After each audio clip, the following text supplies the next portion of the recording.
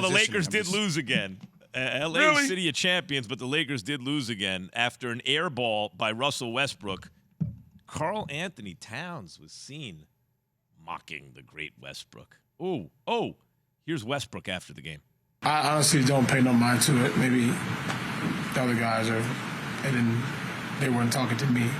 They were talking to individual guys particularly, but the trash talking doesn't bother me none. Nobody over there has done anything that in this league that, make me put my eyes up like, they're talking mess. They never respond. No. Time for Straight Talk, brought to you by Straight Talk Wireless. Here's the thing about I first off feel like, Max, you made this point the other day that when you lose in New York, you get a lot of venom that spit at you all the time, right? People double, triple down on you. There's anger, there's hate. Boston, Philly, same thing. Yep. Those certain cities. But when you lose in L.A., you become irrelevant. People just stop caring, right? So you know what we've done? You know what L.A. has done? They've turned this into the Russell Live Westbrook reality show. Like, that's what this is becoming. And as much as I love Russ, it's fine for him to sit up there and clap back at Karl Anthony Towns or Patrick Beverley for making fun of him airball in the shot. They were down early in the first quarter like they've always been. They didn't show you any fight, any sense of urgency. And you can clap back at them by saying, yeah, none of these guys have done anything because you have been a former MVP. But damn, like, your play on the court speaks exponentially louder than the words you can ever speak at a post presser about what you did a long time ago. What are you doing now? Right now, Minnesota is in the playoffs. They're for a 6 or 7 seed. You guys, we're not sure you're going to make the play-in tournament. What is going on, Jay? Like, Stan Van Gundy brought up the fact that if you look at Westbrook's rates and stuff like that, they're the same. It's the same dude, but to me, it looks like he forgot how to play basketball.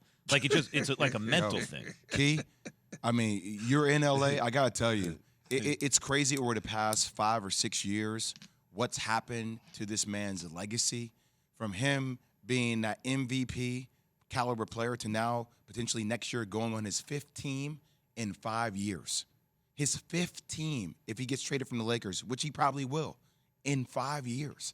Think about that for a second. We're talking about Russ more so about how he reacts to fans, about people disrespecting his last name, about him shooting air balls, about his attire. We're talking about everything other than him on the court and his on-the-court performance. Well, I don't think it does anything to his legacy, to be honest with you, Jay. I think when you know Westbrook and who he is as a player, he's always been the same. Nothing changed. I mean, yeah, he was an MVP at OKC however many years ago that was. Yes, he was in Houston, Washington, L.A., and now everybody assume he's going to be on the move, including me. But I don't think it hurts his legacy because he was never a pure shooter.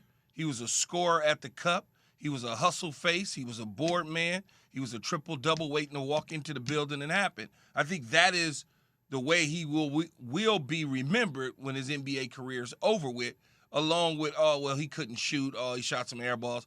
But I don't think it does anything to his legacy. But, Siki, I think it does affect it to a degree because you said he's never changed, and that's the problem.